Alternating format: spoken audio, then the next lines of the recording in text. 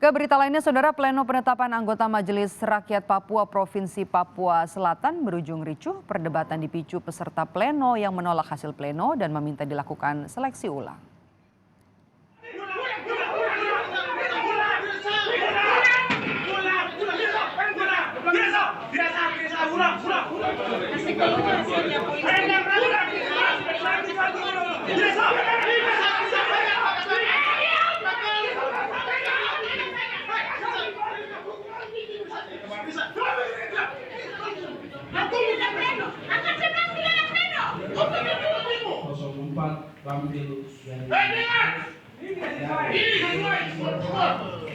Beberapa pihak tak terima saat panitia selesai membacakan nama anggota MRP yang lolos dan akan diserahkan kepada pemerintah Provinsi Papua Selatan.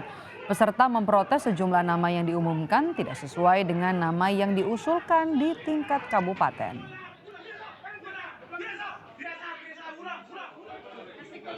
Data yang kami temukan, ada data yang kami kirim ke provinsi dari kabupaten, tiba-tiba ada beberapa nama yang diakomodir, ada yang tidak akomodir.